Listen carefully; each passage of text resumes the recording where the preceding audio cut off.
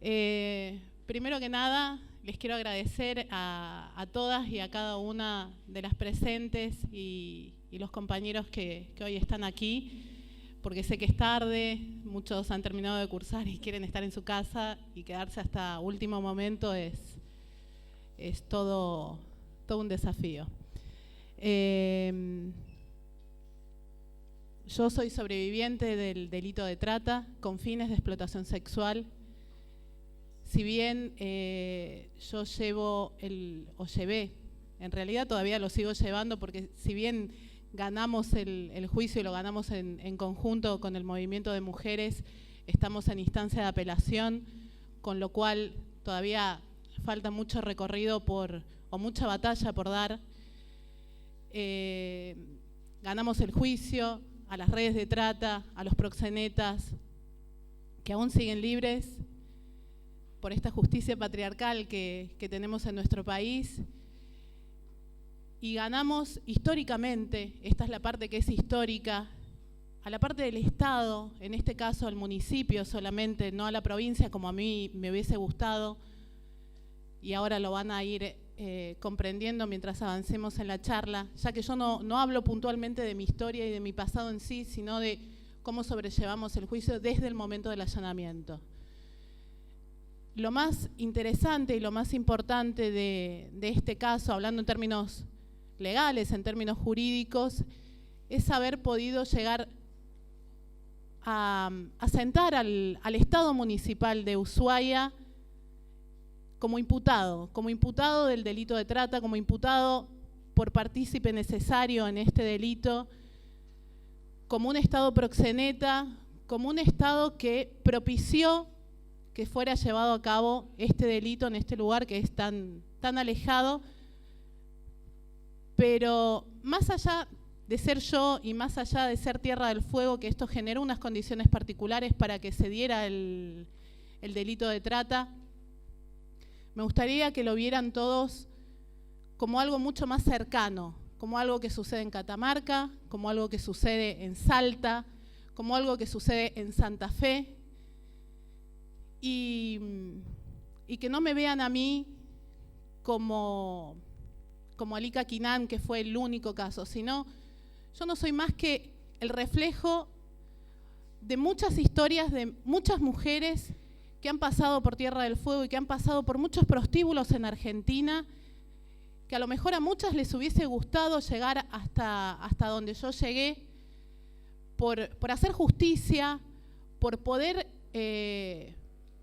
luchar, pero muchas no tienen la fuerza ni el conocimiento. Hoy puntualmente estamos acá en la Facultad de Trabajo Social, que para mí me genera todo algo muy particular y muy especial,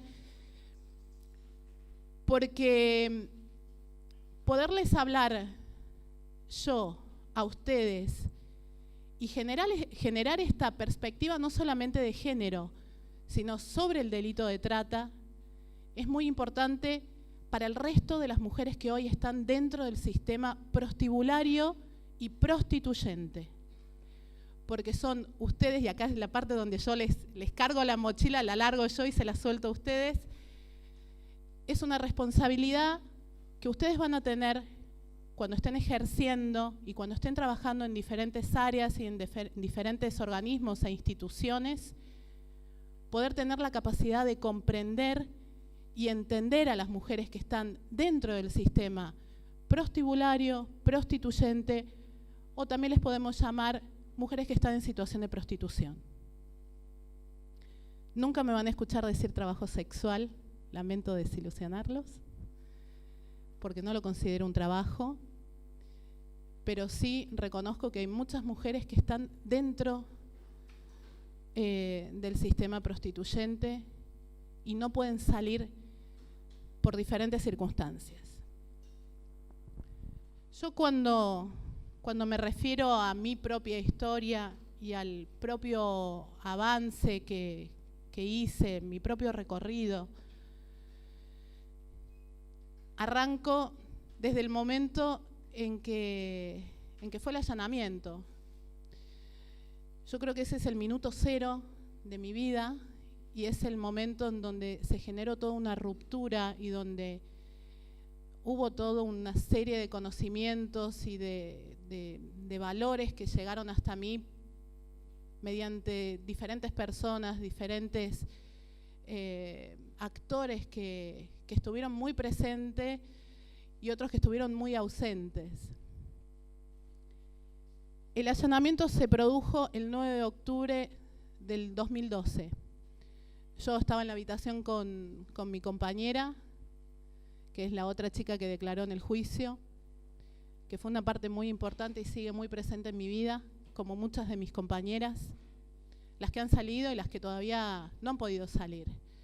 Incluso aquellas que no se reconocen como víctimas, siguen estando muy presentes en mi vida y lo van a seguir estando, me imagino que durante muchísimo tiempo más. Estábamos con mi compañera en la habitación y de repente se apagó la música. Dejamos de escuchar el ruido cotidiano de los gritos, de la música, de los murmullos fuertes, ya que nosotros estábamos en un segundo piso, pero en un lugar intermedio que estaba como bastante escondido dentro del propio prostíbulo. Y ella se había tomado unas pastillas para poder dormir porque evidentemente con tanta música no es imposible descansar, ¿no? Y le digo, ¿vos escuchaste que no hay ruido? ¿No te llama la atención? Y me dice, no, déjame dormir mejor, que no haya ruido. Le digo, ¿y si entraron a robar? Bueno, hasta que nos pudimos levantar, hasta que pudimos reaccionar un poco qué es lo que estaba sucediendo, nos asomamos por la ventana. Yo puntualmente me asomé por la ventana y veo todas las camionetas de gendarmería, creo que eran todas las disponibles en Ushuaia. Había 2 o 3 furgonetas, después había las camionetas de los gendarmes, había un par de autos particulares, otros vehículos de estos, los tradicionales verdes que ponen gendarmería, ¿no? Y le digo, estamos rodeados por gendarmería. Y en ese momento lo primero que se nos vino a la mente, que es con lo que siempre le digo a Mari, ¿no? Creo que es lo más importante y es lo coyuntural, ¿no? En todo lo que fue sucediendo a posterior. Nos vienen a buscar, pero no para rescatarnos, no para salvarnos de una situación puntual, sino nos vienen a buscar y a llevarnos presa. Nos vienen a meter en cana, nos vienen a robar todas nuestras pertenencias, nos vienen a dejar absolutamente sin nada. O sea, se acabó todo, hasta acá nomás llegamos y aparte teníamos el antecedente del Black and White que hacía algunos meses, creo que fue en abril, lo habían clausurado, lo habían allanado, habían rescatado a las víctimas y las víctimas, después de haber declarado, se habían pasado a otro prostíbulo. Con lo cual la impresión que teníamos era, nos vienen a meter en cana, nos vienen a hacer, o sea, vamos a quedar con antecedentes, pero sobre todo por el desconocimiento, sobre todo por la ignorancia, ¿no? que teníamos de la ley de trata, de los tratados internacionales que garantizan, ¿no? la existencia de la ley de trata, de estos tratados internacionales que hablan de derechos humanos, que hablan de la trata de personas con fines de explotación sexual, la Convención de Belém do Pará, si lo quieren anotar para buscarlo después, el Tratado de la CEDAW y el Tratado de Palermo. En ese momento yo creo que se nos vino el mundo abajo a las que estaban adentro del local y nosotras que estábamos en la habitación, porque no veíamos un después, no veíamos nada y cerraban nuestra única fuente de recursos para poder subsistir, ¿no? Para poder vivir, mi compañera le mandaba dinero a su hermano, pobre su hermano, 40 y pico de años, un pobre chabón que había estado en cana un montón de veces, que todas las semanas le pedía dinero. Si no, hablaba cuando ella tenía algún inconveniente o algún problema, hablaba con el proxeneta, le mandaba a su vieja, yo le mandaba a mis hijas para que comieran. Algunas compañeras le mandaban a sus madres separadas, que estaban solas sin ningún tipo de recurso. Una de nuestras compañeras tenía el papá que estaba muy enfermo del corazón y ella ni siquiera sabía que existía acción social. Entonces ella se prostituía para poderle pagar la operación al padre, ¿no? En una clínica privada, para pagarle la medicación, que tampoco sabía que podía presentar notas y escritos en acción social y que podía pedir algún tipo de ayuda. Y porque nadie se había acercado, ninguna trabajadora social, nadie que estuviera en contacto con su padre o con su familia le había dicho que esto podía existir y que podía generarse esta ayuda por parte del Estado. Y porque cuando hablamos de mujeres en situación de prostitución, hablamos de que un 80% de las mujeres que están en situación de prostitución han sido vulneradas sexualmente en la infancia o en la adolescencia. Porque muchas de ellas también son mujeres que vienen escapándose de situaciones de violencia de género, porque tienen maridos maltratadores que deciden no pasarles las pensiones alimenticias a los hijos y ellas no tienen ningún tipo de preparación ni nada, pero son medianamente potables. Y esto no es para que me denuncien al INADI, ahora van a entender por qué yo digo esto, sino porque se las puede abordar sexualmente y alguien les va a pagar por eso. Medianamente se puede subsistir entregando el cuerpo o cediendo la voluntad sexual. Es uno de los recursos más fuertes que tienen las mujeres, y cuando hablamos en estos tiempos de tanta represión, de tantos despidos, de tanta pobreza, igual que antes, hablamos de la feminización de la pobreza, ¿no? ¿Quiénes son las primeras que terminamos cediendo nuestra voluntad sexual para poder comer, para poder pagar un alquiler, para poder tener un techo? Lamentablemente siempre somos las mujeres. Pasó un rato bastante largo, creo que de una hora y media, hasta que se dieron cuenta que había alguien en esa pieza. Mientras tanto, mi compañera y yo rápidamente preparamos las valijas, escondimos todo lo que teníamos que esconder,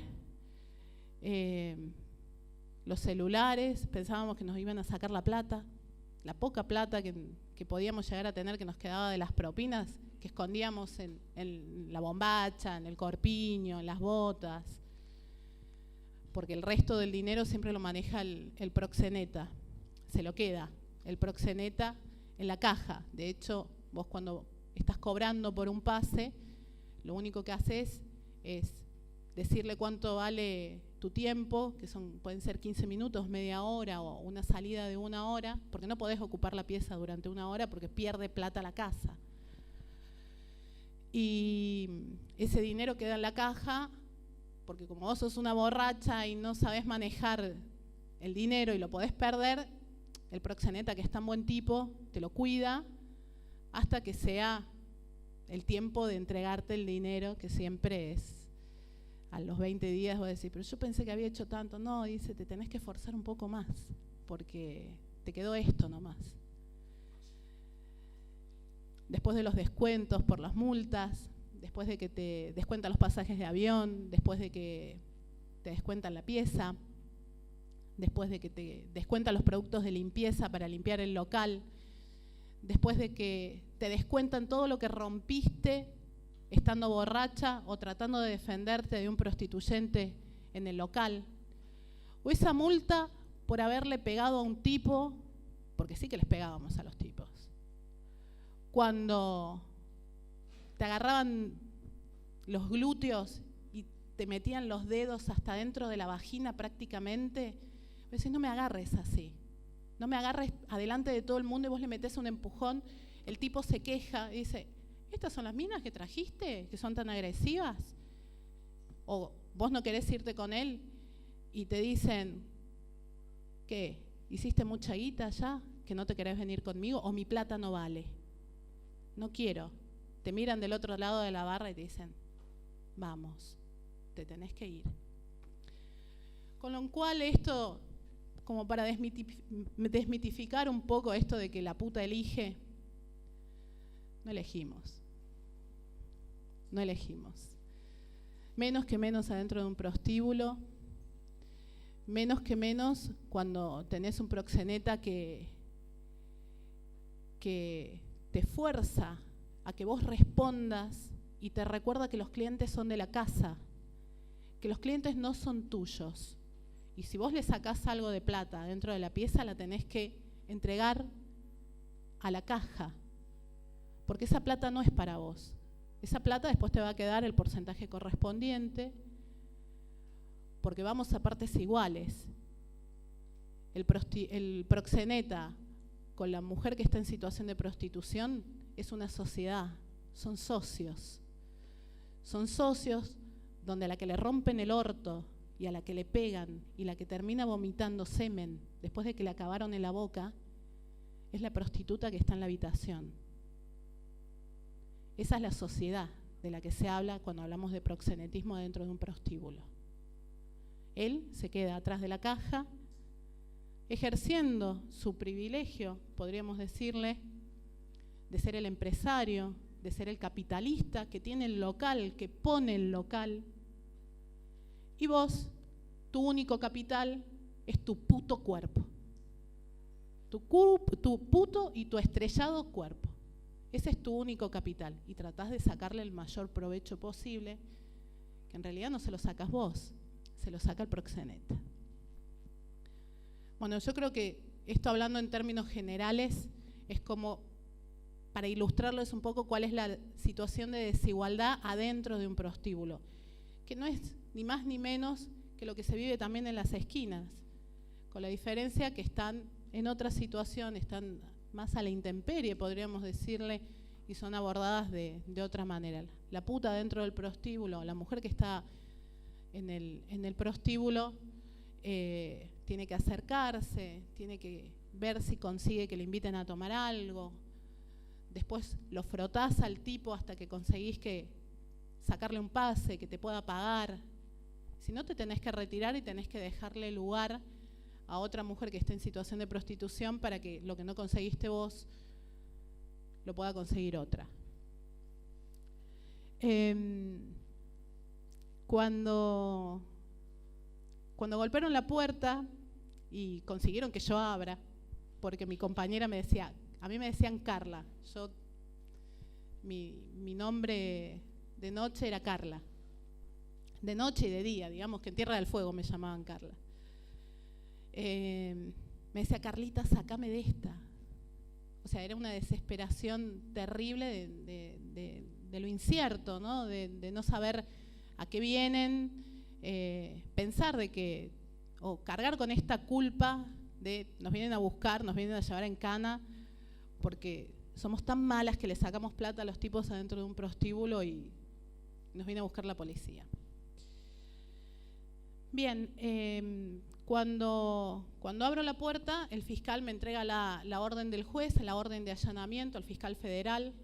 No sé si todos conocen o saben cómo se conforma el delito de trata. El delito de trata es un delito federal donde interviene la justicia federal, donde intervienen las fiscalías federales de la nación.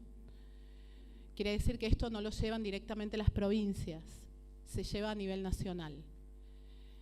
Se realizan investigaciones, esto no es de un día para otro, no es que vos decís, che, mirá, allá tienen víctimas de trata y al otro día tenemos un allanamiento. Son investigaciones que llevan muchos meses y cuando se logran hacer las intervenciones mediante escuchas telefónicas, fotografías, donde hay todo un proceso investigativo que lo lleva la Fiscalía de Instrucción o el Juzgado de Instrucción en este caso, y cuando se puede ver mediante las pruebas que ya hay, que las presenta la Fiscalía, el juez emite la orden de allanamiento. No es No es que haya 4 mujeres que se están prostituyendo libremente y le hacen un allanamiento, no. Cuando se realizan los allanamientos es que claramente hay pruebas y hay indicios de trata de personas con fines de explotación sexual o mínimamente algún tipo de explotación sexual. No es algo aleatorio que se pueda hacer de una manera desprolija. Me enseña la orden del juez y yo le digo, bueno, pero acá no dice que el departamento donde nosotros estamos lo puedan allanar. Yo vivo acá, me dice, este es el emplazamiento y bueno, me explicaron todas las cuestiones jurídicas de cómo se desarrollaba el allanamiento. Nos dijeron que iban a entrar psicólogas, trabajadoras sociales y 2 testigos.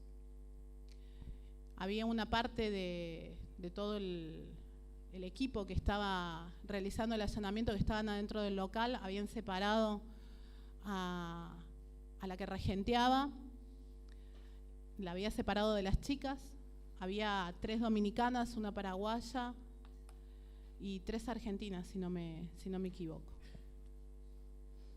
En ese momento entraron, nosotros ya teníamos las valijas hechas, después de debatir con mi compañera si nos tirábamos por la ventana o no nos tirábamos por la ventana, porque lo primero era escaparnos como si fuéramos unas delincuentes, hasta que hablamos con los fiscales.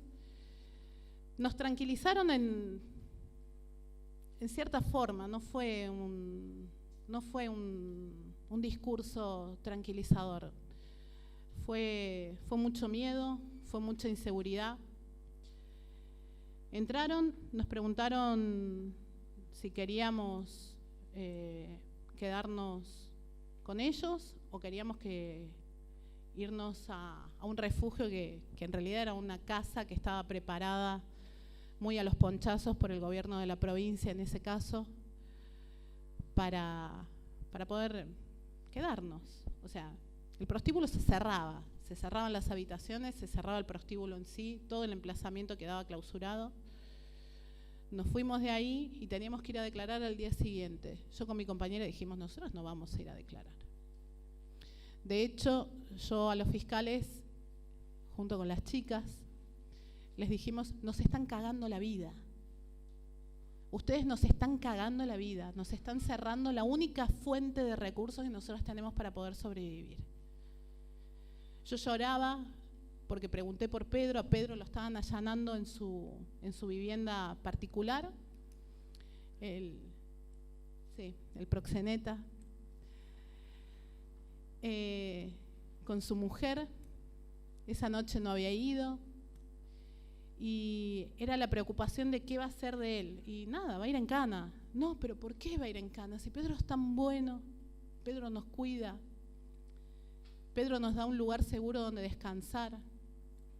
Pedro es un explotador. Pedro no nos dejaba comer en el local porque decía que no había olor a mujer, que había olor a comida y que eso no era una pizzería, que ahí venían a recrearse los tipos, porque el que quiere sentir olor a comida se va a un bar. Nosotros decíamos, tiene razón, ¿cómo nos cuida? Es un iluminado que obviamente sabe cómo dirigir un negocio. No podemos comer empanadas, no podemos comer pizza, no podemos comer papas fritas. Nos cuida el cuerpo porque no podíamos engordar.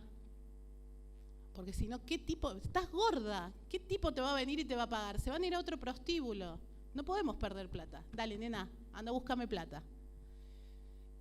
Nosotros decíamos, nos cuida, sabe dirigir. Los baños estaban siempre limpios. Era una de las cosas que más agradecíamos todas, porque era uno de los pocos prostíbulos que estaba limpio, a pesar de que había ratas.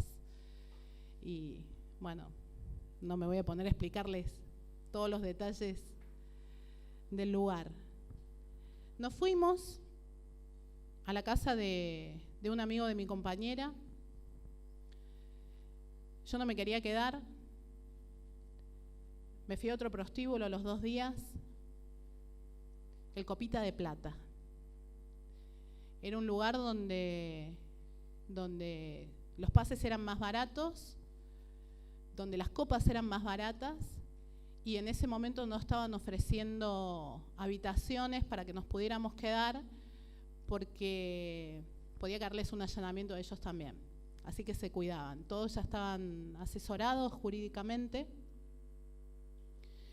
y se estaba empezando a complicar la situación porque no sabíamos dónde ir.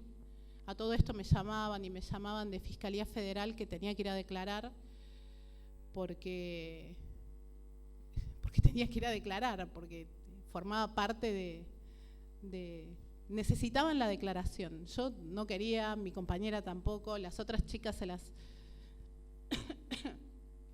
se habían ido a la vivienda esta del gobierno de la provincia.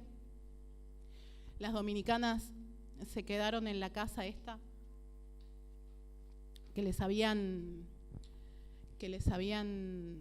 propuesto y habían conseguido unos pasajes de avión para volverse a su casa. Y nosotras, con mi compañera, pensábamos, digo, estas son unas sinvergüenzas, encima vienen, se van de vacaciones con los pasajes. La típica crítica machista, ¿no? O desde el desconocimiento. Nosotras es lo que pensábamos. Yo vengo a ser franca y a contarles lo que nosotras sentíamos, porque es muy importante poder dar una explicación desde este lugar, qué es lo que pasa por estas mentes y por estos cuerpos que todavía no están bañados ni por el feminismo, ni por los derechos humanos. Nosotros pensábamos que las dominicanas eran unas sinvergüenzas porque habían manoteado los pasajes de avión. En realidad era un procedimiento mal hecho, que yo hasta el día de hoy lo sigo cuestionando, porque digo, a ver, cuando las mujeres son captadas y trasladadas, que es como se conforma el delito de trata, es la captación, el traslado y el acogimiento de una persona. Cuando las mujeres son captadas, son traídas, nosotros no sabemos de qué manera las captan.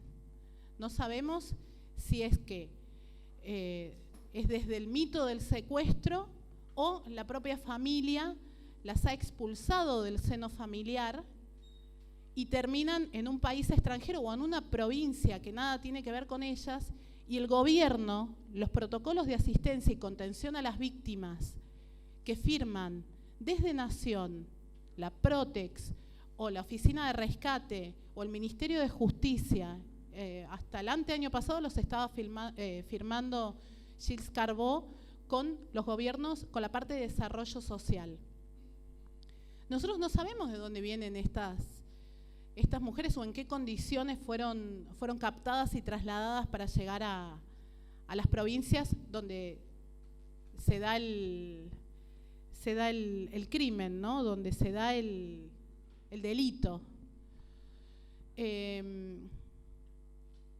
En ese momento, con las compañeras, pensábamos, ¿no? ¿A dónde nos vamos? ¿Nos vamos a Chile? ¿Nos vamos a Brasil?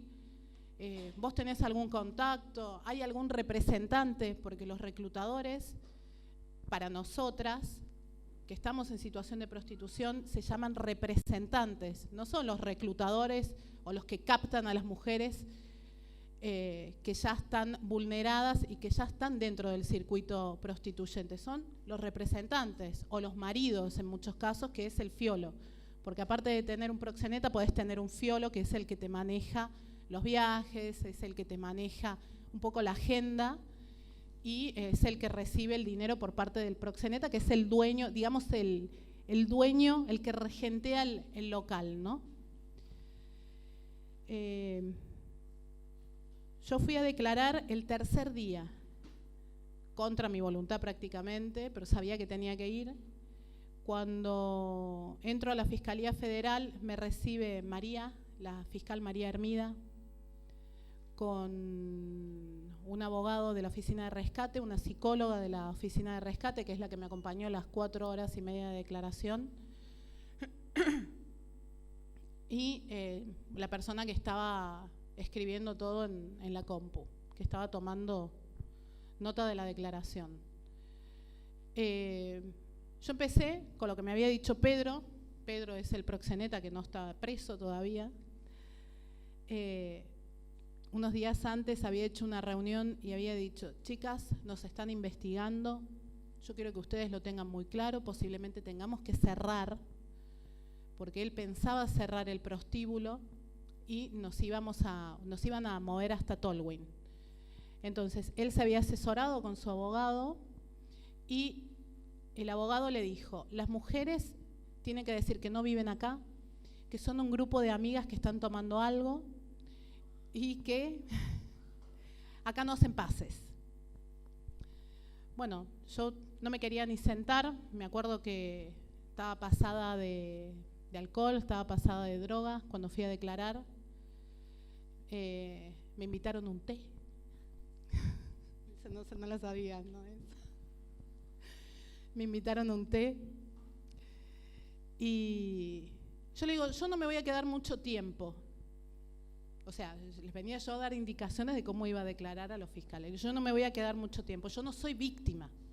Como ven, yo no tengo pinta de víctima, le digo. Vos me ves pinta de víctima, le decía el que estaba tomando nota. Mirame, le decía. El tipo me decía, no, ¿viste? Yo me pongo a pensar y es tragicómica toda la situación. Me dice, pero tomate un tecito, me decían. No quiero té, no quiero nada. Yo vengo, les digo 2 cosas y me voy. Yo no soy víctima, yo no vivo en la casa. Bueno, todo lo que me había dicho Pedro. Yo no hago pases, yo no soy prostituta, le decía. Yo soy alternadora, yo no soy prostituta. Claro, yo me imagino en ese momento los tipos se deben haber cagado de risa, porque tenía una pinta de gato, yo, increíble, pasadísima de todo. Y me dice, ¿no te podés sentar? Porque encima me dicen, vos sos Alica. Y le digo, no, por ahí tenés mi libreta sanitaria. Yo soy Carla, le digo. Mi nombre es Carla. Bueno, pero tu documento dice Alica Quinan. Bueno, sí, ese es mi nombre, pero a mí me dicen Carla. Bueno, Carla, ¿te querés sentar? De hecho, los fiscales usan los 2 nombres. Bueno, me siento. Me dicen, nosotros no queremos que nos cuentes en la actualidad. Nosotros queremos ahondar un poco en tu historia. ¿De dónde venís? ¿Cómo se conforma tu familia? ¿Tenés hermanos? Yo, ¿qué me están preguntando si yo tengo hermanos? ¿Qué les importa a esta gente? ¿Cómo se conforma mi familia? Yo en realidad creo que hacía muchísimos años que no pensaba ni siquiera cómo se conformaba mi familia, ni de dónde venía, ni qué hacía, ni por qué estaba, ¿no? Y me dice, ¿en qué año llegaste? Le digo, sí, yo tengo una hermana, mis padres están separados hace muchos años. ¿En qué año se separaron? No, le digo, cuando yo tenía 15 años. Ajá. Bien, iban anotando todo. O sea, ellos estaban haciendo como un relevamiento de mi vida, como estaban recopilando mi historia, datos de mi vida, de mi historia. Claro, yo venía de una familia donde mis padres se habían separado cuando yo tenía 15 años, yo me había hecho cargo de mi hermana cuando tenía 10, mi vieja se había ido a Buenos Aires, me había dejado sola, estábamos cagadas de hambre, no teníamos luz, teníamos un bañito afuera, no había agua corriente adentro de la casa. Claro, yo cuando me puse a pensar, yo me daba vergüenza, yo digo, ay, ¿por qué me hacen que yo les cuente todo esto, que para mí es una situación tan avergonzante, mi pobreza, ¿no? Cuando lo que había delante de esta gente era una mina con un pantalón negro, reapretado, una campera de cuero, con las tetas, con el corpiño acá arriba, donde a mí se me veía, botas altas, donde a mí se me veía como una mina ganadora, no una mina derrotada por la vida, ¿no? A mí se me veía una mina fuerte que la peleaba todos los días, cediendo su voluntad sexual en un prostíbulo. Yo mantenía a mis hijas porque venía también de un tipo que me había cagado palos y yo había, después de varios meses en que el tipo, bueno, te mando plata, no te mando plata, lo mandé a cagar, le dije, ya me voy a hacer cargo yo de mis hijas porque yo puedo, porque yo soy fuerte. Y dije, con un par de ovarios voy a volver a prostituirme, pensando de que yo lo hacía por voluntad propia. Sí, está bien, llegué por voluntad propia, con pasajes comprados, pero claramente con la voluntad totalmente vulnerada. cuando no tenía otro recurso ni para darles de comer a mis hijas, en el año 96 no tenía recursos para darle de comer a mi hermana, no estaba mi papá, no estaba mi mamá, donde fue fácil captarme por parte de las redes, donde después un ex marido me llevó a vivir a España y me redujo a la esclavitud sexual, porque yo era puta y me lo recordaba todos los días: vos no te olvides de dónde viniste, no te olvides que yo te saqué de un prostíbulo y yo le tenía que garantizar sexo diariamente a este tipo. Si estaba cansado yo se la tenía que chupar, si no me lo tenía que coger, hablando por las claras. Entonces había ciertos privilegios machistas que yo debía de garantizar. Entonces, entregar el cuerpo para darle de comer a mis hijas, sinceramente, era un algo más que no... Para mí no representaba absolutamente nada. Yo sabía que tenía que poner una barrera, me tenía que abrir de piernas o chuparle la pija a un tipo y listo, y se acabó el tema. Y esto era rápido, 15 minutos, media hora y chau, nos fuimos. Claro, cuando empecé a despacharme y empecé a contarles toda mi historia, el abogado de la oficina de rescate, en un momento dado, yo veía que la psicóloga me agarraba fuerte así la mano y me la apretaba. Yo digo, ¿qué le pasa a esta que me aprieta la mano? Como si lo estuviera sufriendo ella misma, ¿me entendés? Lo que yo le contaba. Y el abogado de la oficina de rescate, entraba y salía, se agarraba la cabeza, hablaba con otros afuera y decía: este caso es de manual. No, esta mina es de manual, esta mina es de manual. Yo decía, ¿qué carajo? ¿Qué manual está hablando? Claro, después lo entendí todo. Yo cuando me hablaban de trata de personas, yo entendía la mina, o la nena, que fue secuestrada en la calle, que le pegaron un palo en la cabeza y la metieron en una camioneta blanca, porque la camioneta tiene que ser blanca, si no, no es trata. El gran mito de la camioneta blanca que anda dando vueltas por ahí. Y yo digo, no, pero yo podía entrar, yo podía salir del prostíbulo, no me podía levantar antes de las 4 de la tarde, porque si no me ponían una multa si despertaba a mis compañeras, porque vos tenías que, te exigían que no te levantes, que no te despiertes ni hagas ruido por una cuestión de convivencia. Éramos tantas en una pieza o en un solo ambiente que no podías hacer ruido para que el resto no se despierte, porque tenían que estar plenamente operativas a la noche.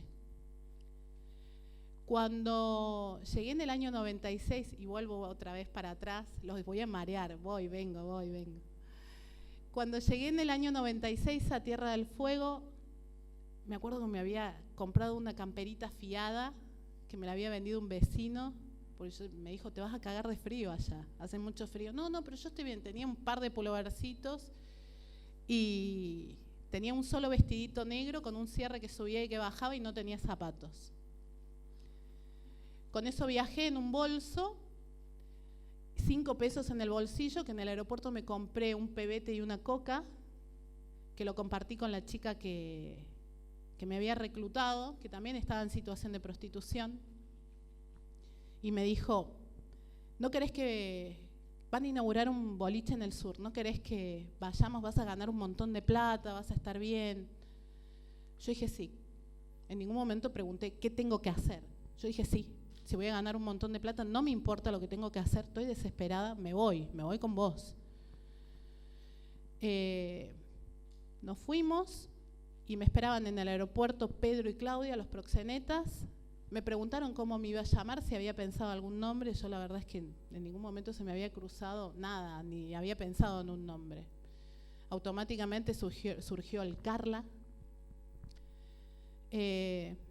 Me dijeron de ir a dejar las valijas y a conocer el prostíbulo, el local. No se decía prostíbulo, el local, el boliche. Fuimos, dejamos las cosas, me fui a la Policía Provincial de Tierra del Fuego con ellos. Pedro y Claudia hablaron con la policía y le dijeron, acá traigo otra de las pibas, esta no la tenés asentada.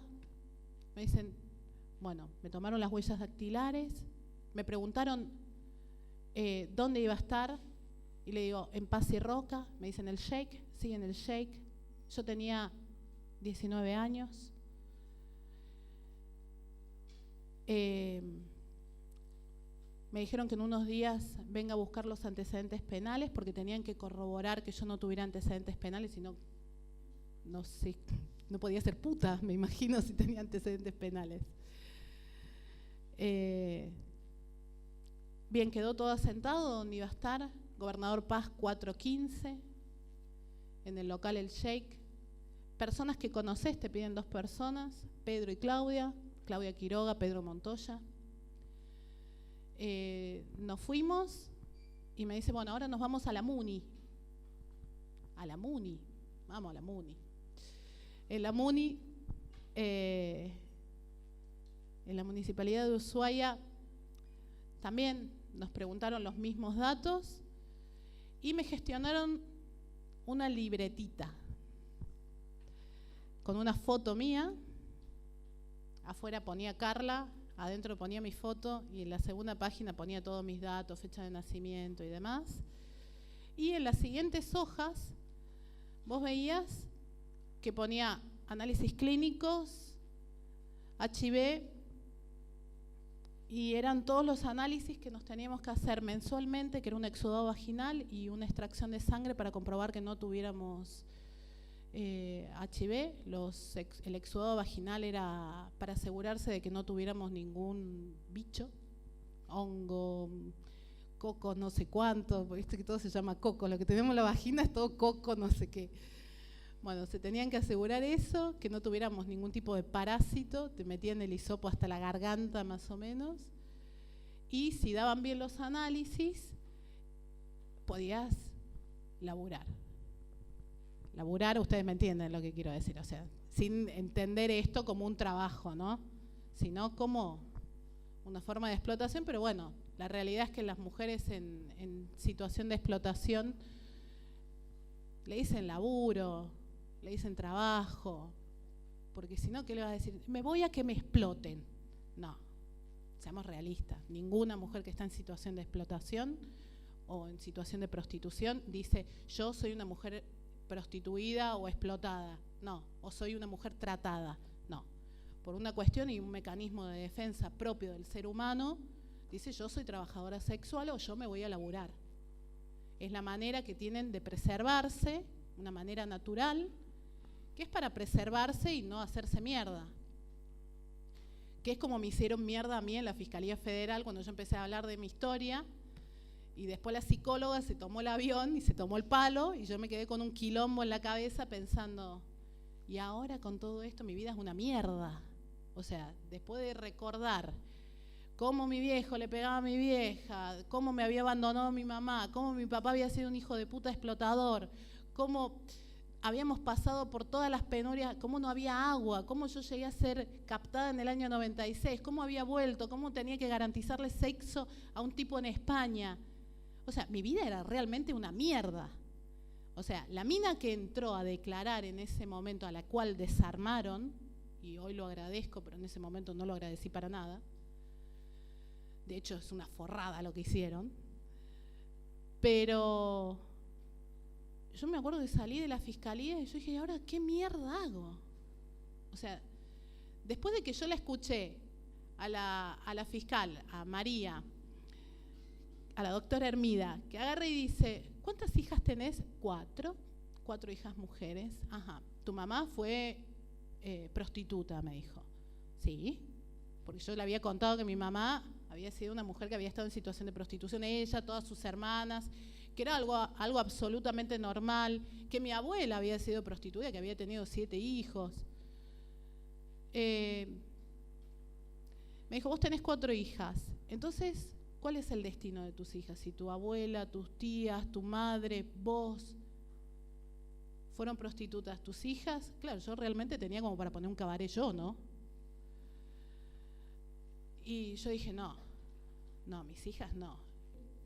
O sea, eso fue el detonante adentro mío, que dije, ¿cuál es el futuro de mis hijas si yo no aprovecho esta oportunidad para hacer el quiebre, para hacer esta ruptura tan necesaria, y es pasar de un lado al otro, ¿no?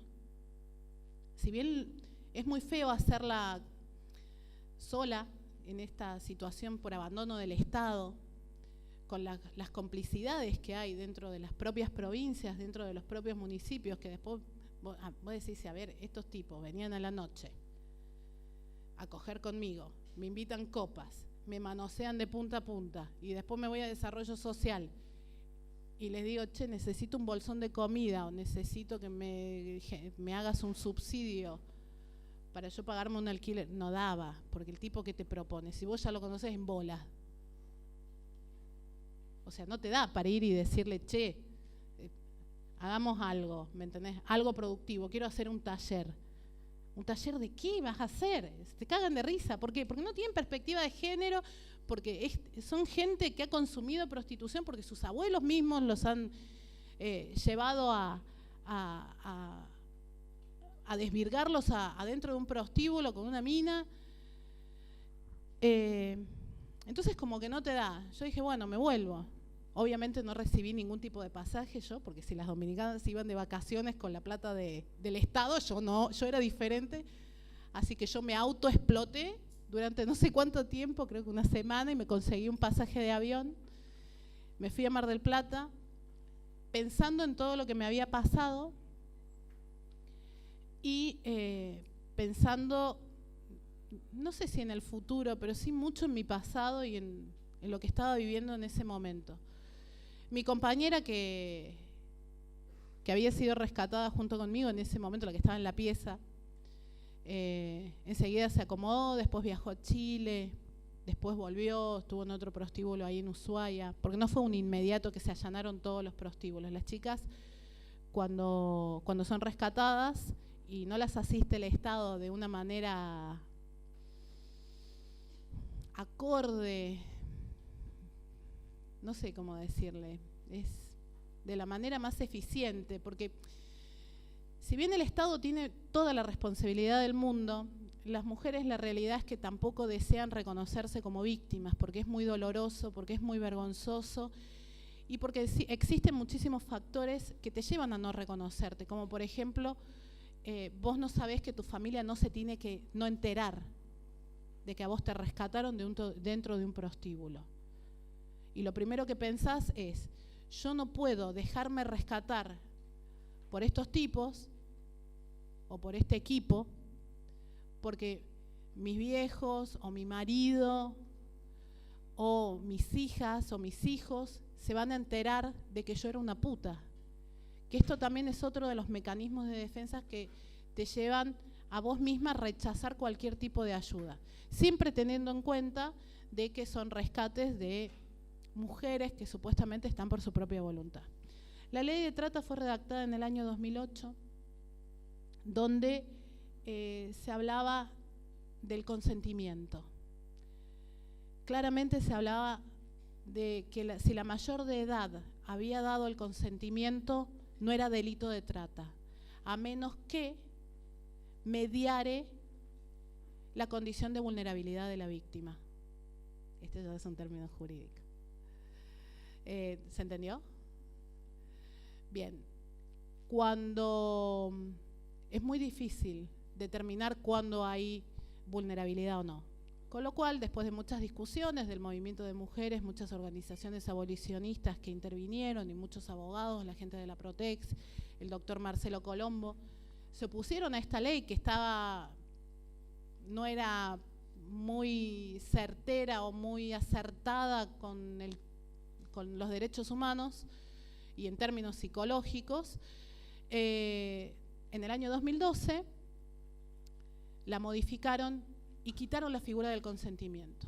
Con lo cual, el delito de trata, por más que haya consentimiento por parte de la víctima, es siempre delito de trata si tenemos captación, traslado y acogimiento de la víctima. Si mediare la fuerza, que es esto de la camioneta blanca, esto ya es un agravante de secuestro, pero no hace al delito de trata en sí. El delito de trata es captación, traslado y acogimiento. Puede ser con el agravante, como en el caso de Marita Verón, con el agravante de secuestro o muchos otros casos, ¿no? Bien, ahí hice un repaso sobre la ley de trata. creo que ya lo vinculé con mi propia historia. Creo que la parte actual ya la conocen, ya saben cómo llegué al juicio, ya saben lo que sucedió, ya saben que estamos en una instancia de apelación de los proxenetas, ya saben que les dieron 7 años, que están libres, que lo encontraron al proxeneta hace unos meses a 2 cuadras del jardín de mi hija y sigue libre, de mi hija más chiquitita, de Isabela, que tiene 5 años. Es muy complejo entenderlo, y yo sé que es complejo, y no siempre es trata. También sé que hay una gran diferencia entre la trata y la explotación sexual, teniendo en cuenta que la explotación sexual está siempre dentro del delito de trata, a pesar de que el delito de trata puede ser con fines de explotación sexual o con fines laborales. Los fines laborales es cuando, que no vinimos a hablar hoy acá de eso, pero es cuando encontramos a los chicos en el campo o cuando trabajan en las cosechas, en las yerbateras que dijo Alfredo el otro día, que no me olvide los talleres clandestinos de Aguada, dice Mari. Esto es trata pero con fines laborales, que no tiene nada que ver los daños psicológicos, los daños físicos con el delito de trata. Y acá me voy a hacer un breve repaso, porque no me gusta hablar de esto, pero encuentro que es importante. A mí me hicieron previo al juicio, me hicieron una pericia psicológica y psiquiátrica en el cuerpo médico forense. Esto aún no está disponible para que puedan batallar un poco desde el abolicionismo, pero es una de las pruebas que se presentó, que son los daños que yo tengo. Me lo hizo expertas y expertos en tortura y trata de personas con fines de explotación sexual. Entre todos los daños, muchos físicos, como son cicatrices vaginales, cicatrices en las piernas, tengo cortes en varias partes de mi cuerpo, tengo politraumatismos en la cabeza, que es de que me pegaron piñas adentro de la pieza, fuera de la pieza, en el club, y te rompiste la cabeza y te desmayaste. Eso es un traumatismo. Yo pensaba que el traumatismo era cuando te abrías, y no es cuando te abrís, sino cuando te golpeas y perdés el conocimiento. De enfermedades de transmisión sexual también tengo varias. Por suerte no me pegaron nunca el SIDA, porque supongo que eso hubiese sido otra batalla todavía mucho más difícil, teniendo en cuenta la cantidad de condones que se te rompen adentro de la vagina, ¿no? Las mujeres que están en situación de prostitución, por más que sean trabajadoras sexuales, empoderadas y sean súper cuidadosas, hay algo que no podés controlar, y no es como meter la mano en una máquina de cortar madera, es cuando te cogen fuertemente o te cogen analmente o vaginalmente y te rompen el forro adentro y ni siquiera te diste cuenta hasta que la sacan, ¿no? Y ahí te das cuenta de que no solamente te produce heridas vaginales, sino que también tenés un forro roto y que estás arriesgando tu vida de manera permanente. Tengo un 70%, volviendo a la pericia psiquiátrica y psicológica del cuerpo médico forense. Tengo un 70% de discapacidad emocional, con lo que quiere decir no puedo querer ni al perro, porque es como que soy un gran témpano frío, me cuestan los abrazos, me cuestan los besos, me cuestan las relaciones sexuales con mi compañero, a quien amo y me encanta y me gusta un montón mi marido, pero cada vez que vamos a tener relaciones sexuales, le digo, encender la luz, me tengo que asegurar que sea él, me tengo que asegurar de que no sea uno de los tipos que me consumió. Tengo muchísimas pesadillas, me despierto 2 o 3 veces por noche, no solamente porque llora el bebé, sino porque sufro de pesadillas. Tengo mucho miedo de que vengan muchos tipos a buscarme. Estoy amenazada de muerte, ¿qué más? Estoy acá batallando y peleándola, y ustedes tienen una gran responsabilidad porque van a ser trabajadores sociales. Espero que les sirva lo que les conté, para que cuando se encuentren un caso de estos, primero que no pueden forzar la situación con las mujeres que no quieren reconocerse como víctimas, y si hay que decirles trabajadoras sexuales, hay que decirles trabajadoras sexuales, por lo menos para crear un vínculo y que nos escuchen, que los escuchen. A mí no me escuchan mucho las mujeres que están en situación de prostitución. Es muy importante empezar a desarmar esas historias sobre el pasado de cómo llegaron a ser explotadas, qué pretenden del futuro, mirar sus familias de origen y mirar sus familias actuales. Hay que saber entender cómo se conforma el delito de trata, que no es el mero secuestro, sino que es la captación, el traslado y el acogimiento de las mujeres con los fines de explotación sexual. Después vamos a hablar, después de que hable Marina, quiero que hablemos y quiero que me pregunten mucho acerca de la criminalización de las mujeres que están en situación de prostitución. ¿Por qué se creen que las abolicionistas las perseguimos? Y les puedo asegurar que no me voy a enojar si hay una pregunta un poco reglamentarista, sino que vamos a dar la discusión, vamos a tratar de entendernos, de llegar al fondo de todo esto, porque es importante que se entienda y poder transmitir el mensaje de que las abolicionistas no perseguimos a las mujeres que están en situación de prostitución. Estamos esperando que hagan el recorrido que tengan que hacer y que estamos trabajando primero para la derogación de los códigos contravencionales, que no es la ley de trata, sino que son los códigos contravencionales que hay en 18 provincias de nuestro país que criminalizan, que persiguen y que discriminan a las mujeres que están en situación de prostitución. Que nosotras las abolicionistas somos las primeras que estamos en contra de estos códigos, pero de los códigos verdaderos, no de los códigos que hablan de despenalizar a los proxenetas, que están también dentro de los códigos. Así que cuidado porque hay una trampa. Y que nosotras estamos trabajando, las abolicionistas, por proyectos de ley muy concretos, por trabajo genuino para las mujeres que están en situación de prostitución, para las mujeres víctimas de trata cuando son rescatadas, que no hay absolutamente nada por parte del Estado, que estamos trabajando para garantizarles su derecho a la salud, su derecho a la educación, por su derecho a la vivienda para ellas y para sus hijos, porque los hijos de las víctimas de trata son víctimas de trata secundarios, porque han vivido las ausencias de sus madres y porque viven con los daños psicológicos de sus madres de manera permanente. Así que después seguimos charlando de esto que es muy puntual, y ahora quiero que hable Mari porque yo hablo mucho. Gracias.